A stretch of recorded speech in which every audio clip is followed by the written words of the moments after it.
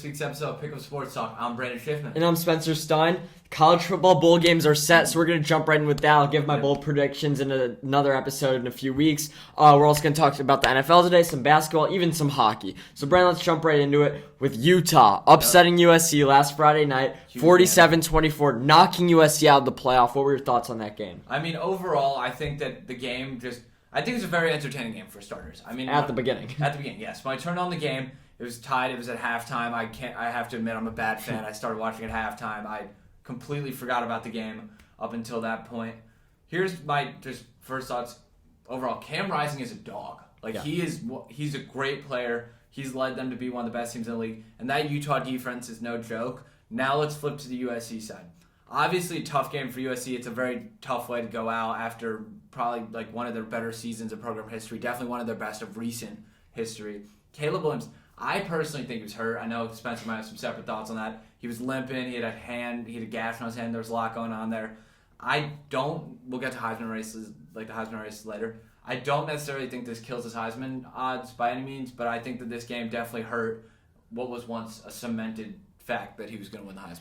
Yeah, I have a few things to say. First, I agree with everything you said about Cam Rising, but here's the difference. I thought that before the season started. I obviously had USC win this game. The trajectory of their play the previous weeks obviously made them predict them. But preseason, I thought Utah would win this because they're the more experienced team, because they're more settled down, because they had the higher floor, because they had more consistent quarterback, because they had a more consistent defense, and that all showed out on Friday night. What I said about USC last week was that although if they play at their top or at their peak, they're going to be better than Utah, it's not a given that they're going to play like that. No. And that was proven on Friday night with Caleb Williams.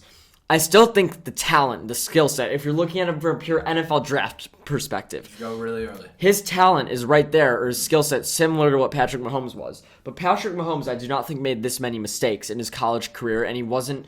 I know these Texas Tech teams were never so dominant, but he was still playing in shootouts every week. He never kind of choked this late. And when it comes to Caleb Williams, yes, he was a little injured, but they're not winning this game if he's healthy. And when it comes to the Heisman race, a lot of votes were put in before this game. A lot of people still think he was the best player, but I would give it to Max Duggan. I mean, he showed a ton of heart. I think he's the one who impacted his team's victory more, or coming close to it this past week. And even though USC wouldn't have won many of their games without Caleb, he also ended up losing them some of their games, and Duggan didn't do that once. Yeah, they never lost a game because of him. Let's get into that TCU game, because that game was an absolute thriller. But by the way, knowing this is probably the last time we talk about USC, this was a successful season. Oh, absolutely. This is showing that they have a lot of improvement. They just need to improve the defense. But realistically, Lincoln Riley's never had a good defense. At Oklahoma, he never did.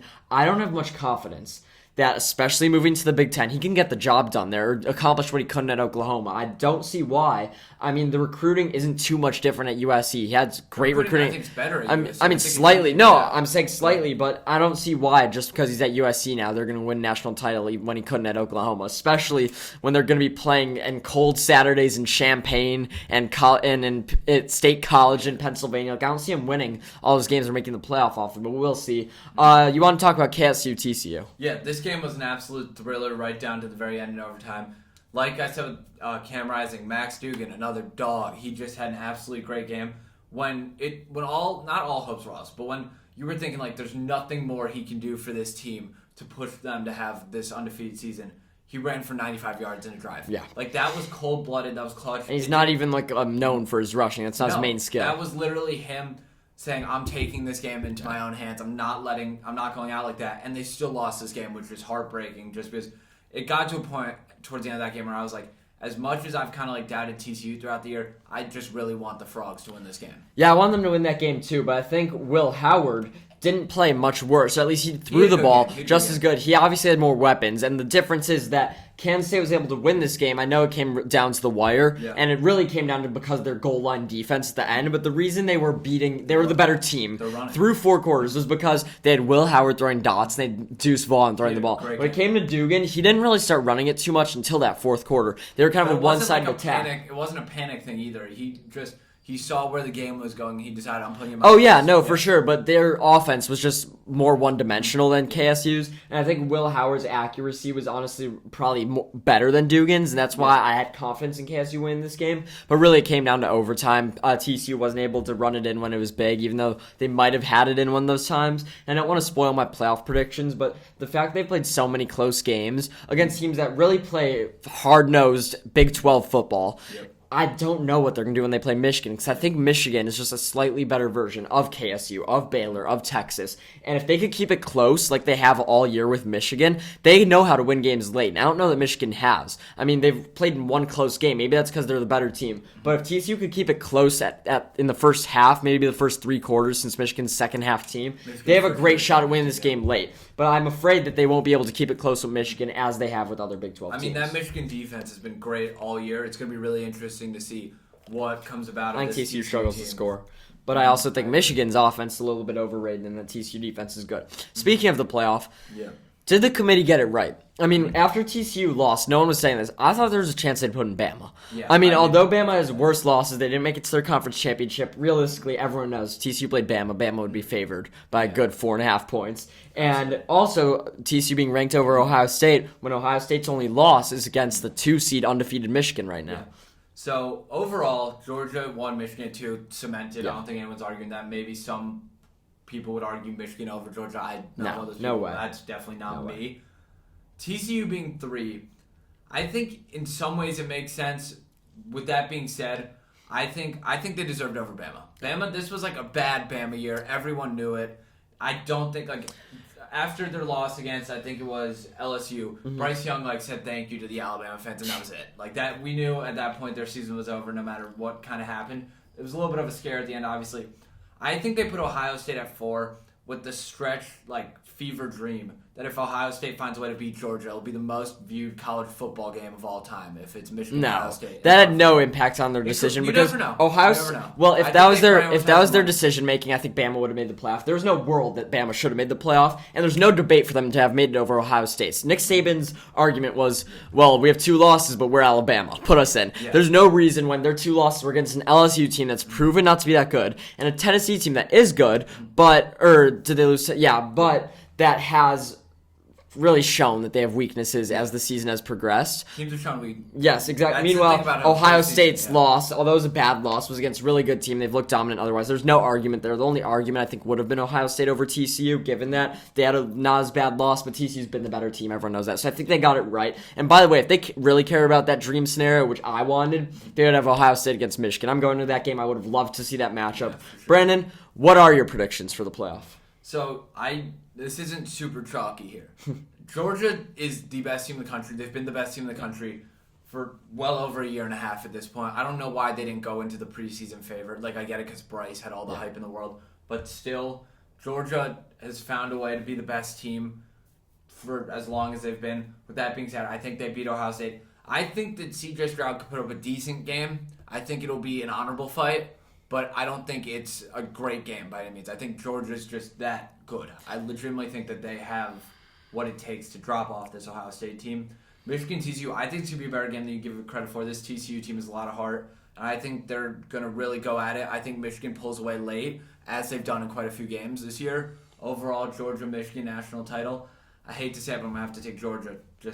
I know it's not chalky. I know it's a boring college football playoff, but I think that's how it is this year. Yeah, I think you mean it is chalky. But when it comes to Georgia, the only close games they've played have been in games where they weren't up for it, and they're going to be up for the challenge. And after winning the national title this year, I have no doubt in it, they're going to lay down the hammer on Ohio State. This game is going to be similar, I think, to the Tennessee game. I think Stroud isn't going to make tons of mistakes like Hendon Hooker did, but I think they struggle to score. I mean, their run game is so questionable given all the injuries. Who knows if Travion Henderson will play? Who knows if Mayan Williams will play? And on top of it, Jackson Smith and Jigba's not playing.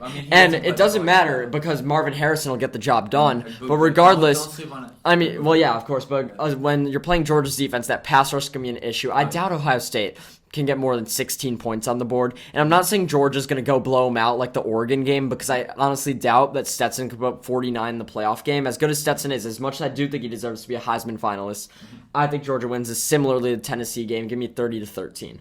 When I'm looking at the Michigan game, I think it's going to be close at halftime. I think Michigan pulls away late because TCU, I hate to say it, I think they're slightly fraudulent. Because although they know how to win close games, they're close games against not the best teams out there. I'm giving Kansas State tons of credit. I said last week I think they're a really good team. But Michigan plays a style of football like those Big 12 teams do, which is just staying in a hard-fought close game, but a little better. And I don't know if Corum's going to be in, but I think I meant he has season-ending injury. But I know Donovan Edwards is going to play well, and I think JJ is going to rise to the challenge in the first playoff game. There's going to be cries for JJ. Should have been the Heisman conversation. They're going to pull away late, win that I think by double digits. Then the championship, it's going to be the opposite JJ. We're going to see Michigan get absolutely laid out by Georgia's defense. They're going to score less points than Ohio State, so Ohio State is going to have the argument, well, you got blown out worse. It's not going to be too close because, as you said, Michigan's a second-half team. They're not going to play well in the first half, and it's not going to be close enough to get in the second half. I have Georgia winning 2 blowout games and winning the playoff, no problem. Let's talk about the Heisman real quick. Yep. I just told you, the finalists are going to be Caleb Williams, Max Dugan, Stetson, and I'm blanking on the fourth. It should have been, I thought, Hendon Hooker. Yeah. It was Drake, man? Yeah, I'm not sure, but regardless, who do you think should win it? I think, this is just based on what I've thought for the whole season now, and this is of the knowledge that Caleb Williams was hurt. I think it's still got to go to Caleb Williams. I mean, the season he had at USC was really special. I think he had an absolutely killer year, and I think the hype's really been there for him. With that being said, I think that a lot of guys make a good case. I think it should be Dugan. Let me lay out the argument. No reason to be Stroud. He's the other finalist because I think he's a little overrated. I haven't liked his play all year. But when we forgot Stroud. Yeah, I know. But when we're looking at Caleb versus Dugan, it's going to be Caleb. He really at his peak has been better, and he's the one who's worthy of being in the Heisman house. When you're looking at Heisman players, like, wow, I remember watching that guy playing. It was spectacular. And you can't really say that as much about Dugan as you can about Williams. However, he's been more consistent. He's had a better team, so that's why I would vote Max. Caleb's one deserves it. One more college football thing, Brandon, before we move on possibly until the playoff. Yep. Army-Navy is the only game this week. I love watching this game. It's not necessarily that entertaining, but the tradition behind it, I think it's the best rivalry in college football. Who you got? I mean, I think that this could really go either way here. Can I give my one pick really quick, like my special pick here? This game is legendary for a lot of reasons. One of them, the under has hit in 16 consecutive years. I believe it's at 32.5 this year. I might be taking the under here. I mean, 16 years, that's like the majority of our lives. Like, that's ridiculous. That's probably the longest that's gone in any rivalry, so I'm going to take the under. I think Navy is a slightly better team. Army has a better record, obviously, but I'm probably going to have to go with Navy. I mean, this season's the only time I've watched a good amount of Army-Navy football, watching their games against UCF. And when it comes down to it, Army might have a slightly better rushing attack, and this game fully comes down to the rushing attacks. I'd be surprised if the teams combined for 5 passes. But Navy's... 5 passes? Yes. Total? I doubt they combined for 5 passing attempts. But what it comes down to is Navy's rushing defense is leaps and bounds above Army's. So while Army might have the better rushing attack, it's going to get stopped. Give me Navy here in a close one, low scoring, as you said. Let's move on to the NFL. More football, Brandon. Bengals-Chiefs is the game of the week. They won. Bengals won 27-24. And now Joe Burrow's 3-0 against Patrick Mahomes. Yep. Can we still rank Kansas City as the best team in football? Like, are we talking, like, power rankings or, like, if I had to pick one team to win it all? Give me both. I think, and this is so counter everything, so like you said, Joe Burrow's 3-0 against Patrick Mahomes. If they're going head-to-head, I might still have to take the Chiefs. And that's crazy because Joe Burrow and the Bengals have been so dominant versus the Chiefs, but Patrick Mahomes is just this. It's like a paradox in some ways. Like, you can't bet against Mahomes, but you also can't bet against Joe Burrow. It's an impossible decision. Right now, I think you have to rank Cincinnati above Kansas City, though. I mean, they won head-to-head. They're higher in the power rankings. So I have a take I've been meaning to say here. Sure. Who's the GOAT in NFL history? Tom Brady. Who would you say is the best skill set in NFL history? Would you say it's Patrick Mahomes? I mean, we've gotten flamed for this in the past, but like in my 18 years of watching football, maybe 14 years of watching football, I'd say Patrick Mahomes is probably the most talented. I mean, yeah, and if you're taking prime Brady or prime Mahomes, I think I'd lean prime Mahomes. I mean, to like build a franchise around because it's skill set. Yeah. When we're looking at Joe Burrow, I see a very close Tom Brady comparison. There's no argument that Patrick Mahomes has a special, unique skill set we haven't seen. He's just good. And realistically, it's not like Joe Burrow's much more accurate passer than him. They're both clutch. Joe Burrow made a clutch third and 11 conversion on Sunday. Mahomes can do that easily. But when it comes down to it, something about Joe Burrow, he knows how to win. And Patrick Mahomes, he has a ring. He wins close games. He beat Buffalo clutch last year. But Joe Burrow has that next level Tom Brady-like winningness. And I honestly think there's a good comparison there for him to be like Brady for years to come. I think he's going to pick up his first ring soon enough. And although everyone's going to say Patrick Mahomes should be the MVP, Patrick Mahomes has better stats, I'd take Patrick Mahomes over him straight up. And I do think it's valid. I think Patrick Mahomes is better than Joe Burrow. I think that career-wise, Joe Burrow is going to have the edge over Patrick Mahomes for a while just because he knows how to win games in that special, unique, I don't know how he does it, but he's like Tom Brady's sense of manner. And I just see that comparison so close, and I think it's going to keep going on for years. So while I can still rank KC over Cincinnati in the power rankings, and I'm tempted to say, well, Mahomes is a better quarterback, they would win an AFC championship, I think Joe Burrow has what it takes to be the next Tom Brady and just win Super Bowls over and over by being Mr. Consistent. That's a pretty big take. I mean, like, I wouldn't say it's like necessarily the hottest take of all time. It's a huge take, though, in the sense that you're comparing the greatest quarterback of all time to a guy who thus far had one of the best starts to a career that we've seen in modern memory. And I think the trend continues. For sure. I think that he's a great quarterback. He's here for years to come. He's probably maybe the second best guy to start franchise with in the NFL. I think, obviously, Patrick Mahomes has the one Super Bowl advantage. He got to league sitter. I get what you're saying. He has that swagger. He wins games. He's a great player. I think putting him next to Tom Brady before he's won a Super Bowl is a little much. Mind you, he's done great things in his career, but we're talking about Tom Brady. I mean, but I'm not necessarily saying he's like Tom Brady. I'm just saying I would take him in games over Mahomes from here on out. And I think there's a good chance Joe Burrow ends his career with more rings than Mahomes, but Mahomes is gonna be the one to GOAT conversation. Mm-hmm. I mean that's fair. I think both sides of that argument make sense. I mean, Patrick Mahomes could, if he gets these statistics, if he wins these awards, could go down as the greatest quarterback of all time. There's a legitimate chance of that. He's on trajectory to be up there. And by the way, when we're looking at Tom Brady, 2-0 in the playoffs against Mahomes, Joe Burrow's now 3-0 in his career, 1-0 in the playoffs. Mm-hmm. So I know it's kind of a big take to lay on you just for midseason, but that's why I think that I'm still going to say Kansas State is the best team in the NFL. But my Super Bowl prediction, I'm so tempted to switch it to Cincy. All I know is it's going to be an AFC team. And by the way, I still have San Francisco out of the NFC. This week they beat the Dolphins with Jimmy G. He's going to be out for the year. Brock Purdy's their guy. Can they still win with Brock Purdy? I mean, I'm very tempted to say no, just because. But also, I look at it, it's like Jimmy G isn't that great. Jimmy G's an average NFL quarterback who's won them games. So I'm interested to see. As of right now, by win, do you mean win the Super Bowl or win some games? Where do you have them going before? Do you have a different result for the 49ers end of season now that Jimmy G's I think he limits their ceiling. I do. I think that, yes, do you think Jimmy G didn't limit their ceiling? I mean, a little bit less because I've seen Jimmy G win games. I've seen Jimmy G go on playoff runs. I haven't seen that with Brock Purdy. I think that their ceiling's a little bit more limited than it was a few weeks ago.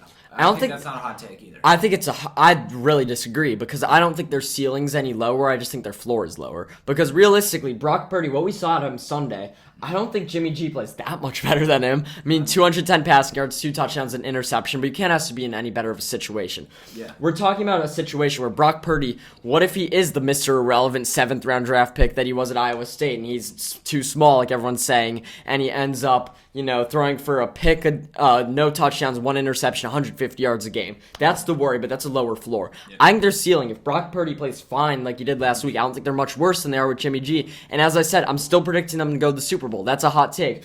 I think Dallas is going to choke late. I think Minnesota is very fraudulent. Obviously, the best team should be the Philadelphia Eagles, but something about San Francisco, I think they have that X factor. I think they have a better defense. I mean, look at what they did last week to the Dolphins offense.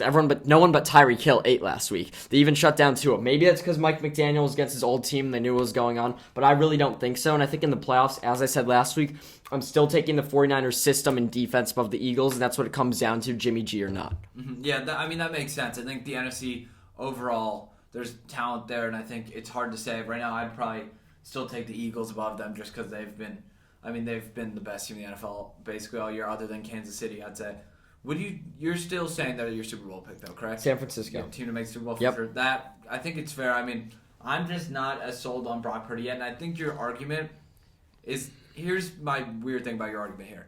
It's like you could kind of say that about any quarterback that comes in. Like you could Yep. really be like, oh well, who knows? The Bears might be better with Simeon. Like who knows? I'm not saying they're going to be any better. I'm Yeah. just saying I don't think they're going to be much worse. That's my whole argument. That's why I said I don't think their ceiling's any lower. I don't think it's higher, but I think their floor is a lot lower. Anyway, moving on. Speaking of the NFC playoff picture, there's now a battle for those last 2 spots. Washington and the Giants tied this week.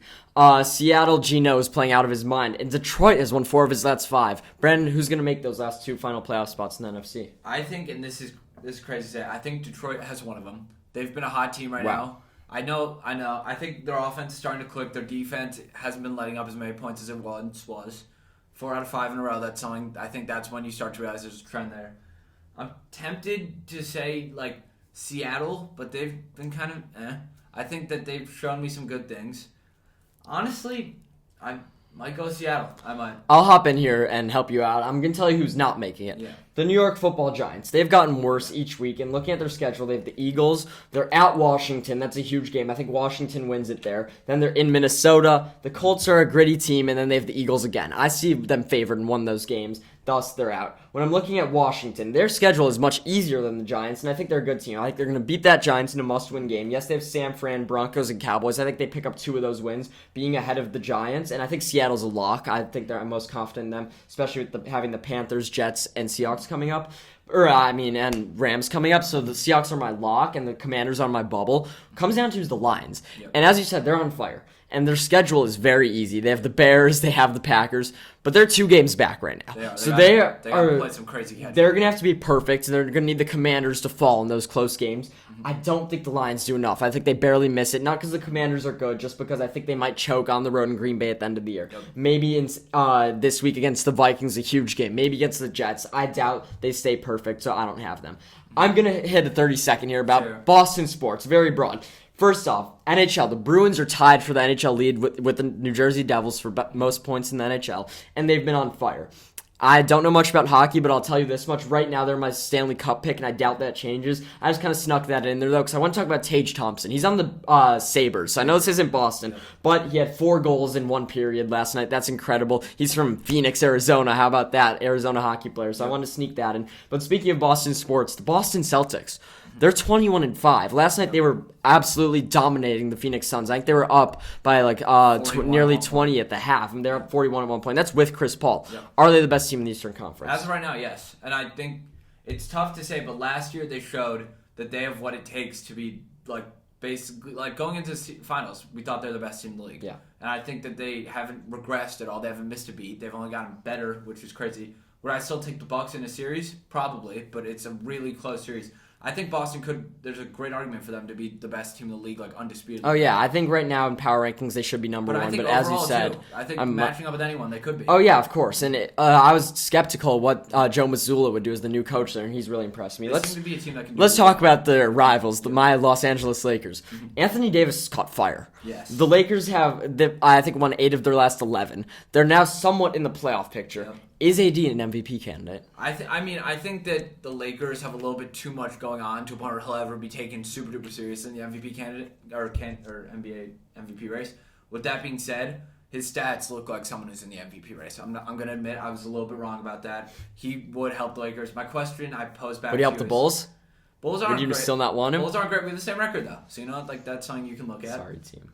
So are you guys, bro. You're sorry. I mean, I just don't see why, as a Bulls fan. I think it's time for a rebuild for the Bulls, and I doubt you disagree. I don't want to see the Lakers acquire DeMar DeRozan. I've heard about that because I don't think he fits well with the team.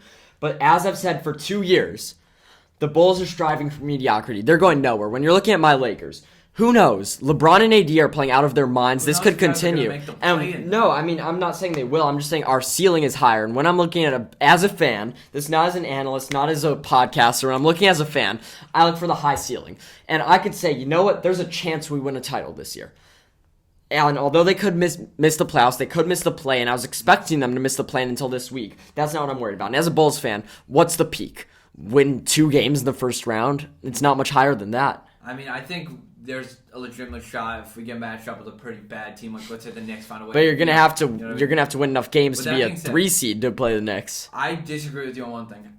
As good as LeBron and AD just both are, there's no world where any team is like, oh, we might not make the play-in or we might win the finals. That just doesn't work. That doesn't happen. It's not a thing in the NBA. But do you know how early it is? It is early, but you still can't say that about a team that there's no world where a team's either, we're not going to make the play-in or we're going to win the finals. Why? There's too much of a range there. I disagree, and here's why. I think that when you're looking at our losses, it's when there were injuries. Last night they got killed by Toronto with AD and LeBron out, and I doubt they become a finals contender. But when you're looking at the chance to acquire some shooters, maybe trade those picks and Russell Westbrook. After some trades, after whatever. No, I know, but it's very doable trades. Going and getting a guy like Buddy Hield and Miles Turner. We know there's an offer. I mean, that's good, but I don't see why not. The offer's on the table. I don't think Rob Pelinka does it, but I'm just saying when I'm looking at the Lakers, let's say they do get Buddy Hield. Let's say just Buddy Hield. And let's say AD keeps on playing like he has in the last month. And LeBron comes back because LeBron was out during AD's run. And Russ Westbrook keeps putting up numbers off the bench. And Lonnie Walker keeps playing better than he has. Which is all possible because it's all happened at once. Who's better than the Los Angeles Lakers? The Memphis Celtics? Grizzlies. No, in the West. Yep. The Memphis Grizzlies, probably the Warriors, even though they've looked horrible. Yep. I mean, probably the Pelicans. The Suns have looked horrible. Maybe Denver. That's top 6 team. And that's a team with a high ceiling, especially if they acquire players. I'm not saying it's going to happen. I don't think it's going to happen. I'm just saying there's hope looking at that. The Bulls, there's no hope. I mean, sure. Should the Bulls blow it up is what I want to ask you. I think we got to wait and see. And I think we can wait and see when Lonzo comes back if it's hitting. That's one thing I'm looking forward to. He's coming back in January. I know, he's not going to come back the same. He's been out so long. I have zero trust in the Bulls. 7 months. I doubt they win 2 playoff games. Let's move on to the MLB. Yep. Biggest story, I wanted to lead off with MLB free agency. I've been obsessed with it. I'm sad that the Cubs still haven't gotten a shortstop, and really I doubt they get Correa at this point. Yep. I was really hoping they got Correa, Bogarts, Trey Turner. Looks like it's going to be Dansby Swanson. I love Dansby Swanson. He's not a franchise-changing player. Let's start with the biggest contract, though. Aaron Judge back to the Yankees, 9 years, $360 million. Did they overpay? I mean, I think that they believe he's someone who every year they have him on the team, they're a championship contender. So in there, and I think that was his price. I think that he, based on the season he had, the historic season he had, that was his value, and that's what it was. The New York Yankees were put in the ultimate lose-lose situation. I agree. Literally one of the worst of all time because Aaron Judge is turning 31 years old when the season starts this year, and he is on a 9-year contract. I doubt he's playing until he's 40. I could be wrong. Not everyone's Tom Brady. If they lost him, the fan base would riot. There was no scenario that could have let him walk to San Francisco, because what would that team be doing this year? They'd be forced to rebuild. They'd be forced to find new talent. That's not happening. They had to keep Aaron Judge, but this price was so unreasonable for a guy who's turning 31 years old, has been shaky, has been injury-prone his whole career, hasn't been able to win, hasn't been able to beat the Astros, and I know the Astros lost Justin Verlander, and now the Yankees do have an opportunity to acquire the right players to compete. They had to do this move, but it was just such a lose-lose, and I think when we're looking at this move in 5 years and the Yankees have no ring, it's going to be the move that derailed their whole franchise. I honestly feel bad for Hal Steinbrenner. He was put in an ultimate lose-lose situation. There was nothing to do, but I do think if it came down to signing him or not, he had to sign him. That was just ultimately what they had to do. Yeah, you got to pay the price for the guy, especially when he's a franchise favorite like Aaron Judge. The next major move, this one I know you're disappointed about, one of your future Cubs during our beginning of our offseason special. Trey Turner went to Philadelphia. Do you want to give your thoughts? Yeah, 11 years, $300 million, worth every penny. Yeah. Trey Turner was the best player on the market, better than Aaron Judge. Yes, I said it. He's 28 years old. He really does everything for a team. And when we're looking at the Phillies lineup right now, it's an absolute death lineup. Yep. They are the best team in the NL right now, or Major League Baseball. I don't care what. I got one team. I don't care. I got one team over them, and that's the team we're going to talk about next. The San Diego Padres. No.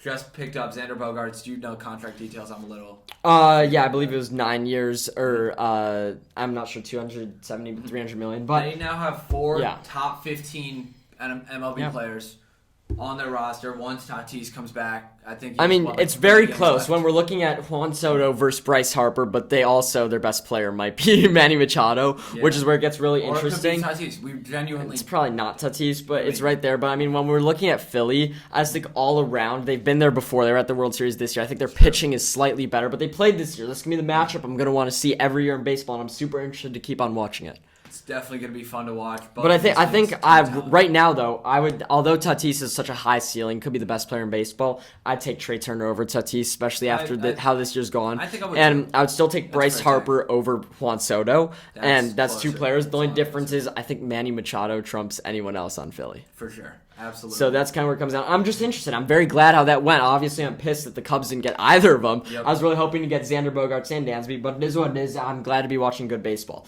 Let's move to the pitchers. New York Mets, I was going to say, were what I thought the best team, the best lineup, at least baseball was last year. They did lose Jacob deGrom, but they picked up Verlander, so a lateral move. Yep. I think although deGrom's better at his peak and JV's old, he's like 39. He's like 39, yep. He's right now probably going to be a better... if I had to bet on one of them be a better pitcher this season, I'm choosing Verlander. So it's not so much about the Mets for me as much as the Rangers. I mean, last season they pick up Corey Seager and Marcus Semien. Now they get Jacob deGrom. And it's just like I can't imagine them competing, but it looks like they're trending in that direction. And I genuinely think they will. I think they're going to have a really good pitching staff this season. They also signed Andrew Heaney from the Rangers. So it's really interesting. I like how it's shaking out. At this point, I could pray the Cubs get Correa because I love Dansby Swanson. But as I said, that still means they're a superstar away from competing in the NL Central, especially after losing Contreras. And by the way, there's no way we get Sean Murphy. The A's are asking way too much. I don't think it's realistic. So it's a shame. I think the move would have been to keep Contreras or at least get Correa or make a bid for a Xander Bogaerts, whatever the case is.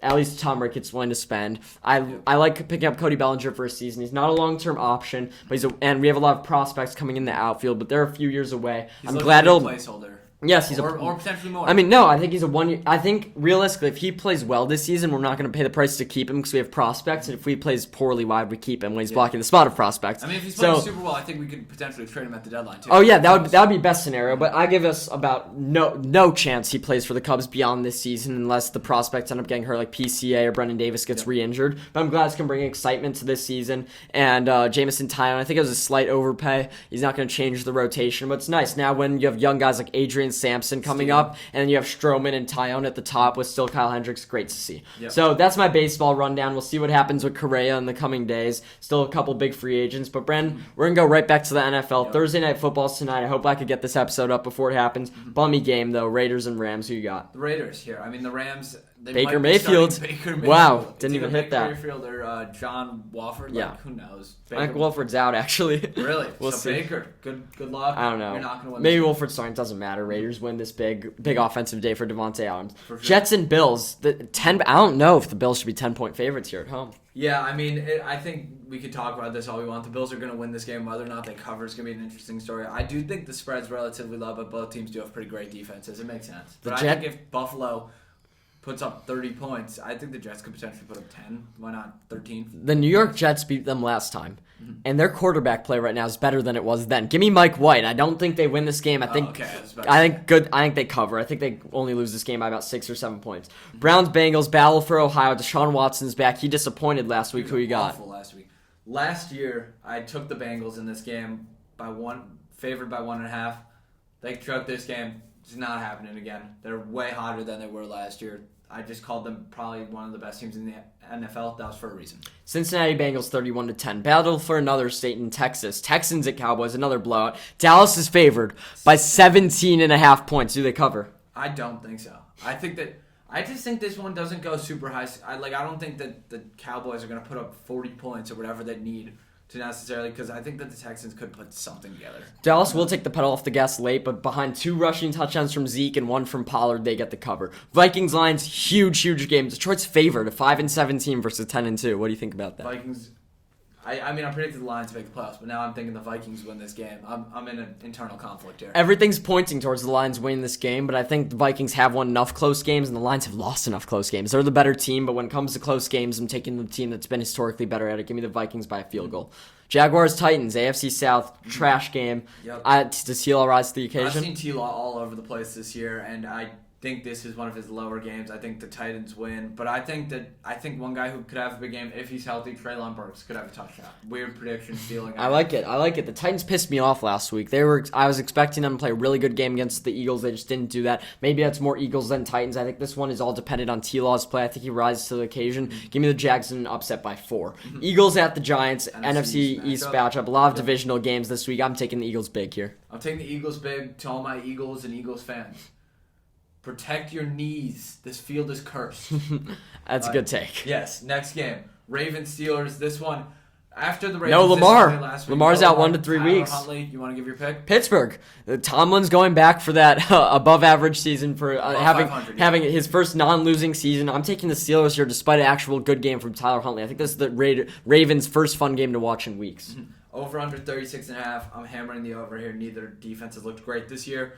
I'm going to have to go with the Ravens. Tyler Huntley has shown me some good things in the time he's played. Utah, another gross divisional game. Chiefs and Broncos. I think Chiefs cover the 9.5. Chiefs are going to blow them out. Yeah.